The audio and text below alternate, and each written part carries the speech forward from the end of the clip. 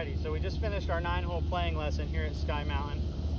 Jaden, what'd you shoot on your own ball besides your practice shots today? I shot 1 under. 1 under, that's really solid.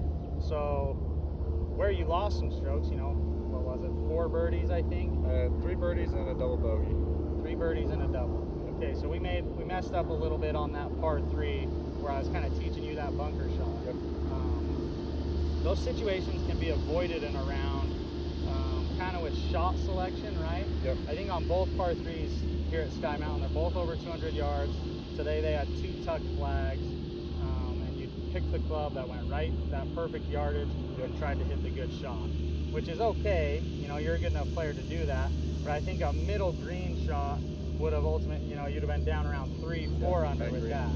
So I heard Scotty Scheffler's caddy say on TV the other day, let the great shot on this hole be the putt. Okay. So if you're ever faced with a really tucked flag, really tough shot, even no matter how good you're feeling, you know, it's probably more likely that you'll lag in a 25-footer than to hit it in there close and tap in. Yeah. And even if it is the same odds, you know, the trouble comes into play a lot faster trying to hit that hero shot rather than you miss the long putt, make a par, and move on, right?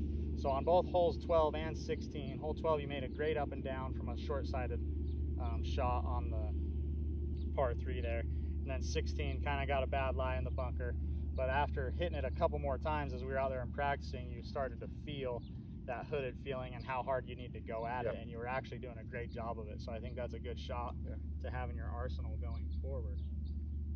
Hole 17, you hit a drive that could have been a little iffy, got kind of a nice bounce. Got lucky. And I think there, you know, you can just dial it back to a 3-wood and still have a wedge in your hand. So don't get overly aggressive on some of these tight dog legs that you have around the area. Other than that, it was great. If I were you, I would just practice around the greens and then focus on a little bit of discipline. But you drove the ball well, putting was really good, and then just as good a player as you are, it's tempting to go at every flag, I know. But come tournament time, really practice your discipline and make sure you're trying to go middle green on those tougher shots. So, anything you want to add to that in the end there? Nothing really. I appreciate all the tips, like the bunker tip. I honestly did not know about putting the club, and that now I have that shot in my arsenal. I need to work on that, and club selection as well. I get a little greedy sometimes, you know, as most players do. Sometimes it's not smart to hit the big club just to get closer to the green. Sometimes it's easier to take the smaller club and get the right distance. So, but one more thing to add to that club selection, just remember, we touched on it briefly during the lesson, those tweeners. If you have a tweener yardage and a back flag, grab the shorter club so it gets middle green, right? If you have a tweener yardage to a front flag, grab the longer club, get middle green. Just do whatever you can to get on the dance floor.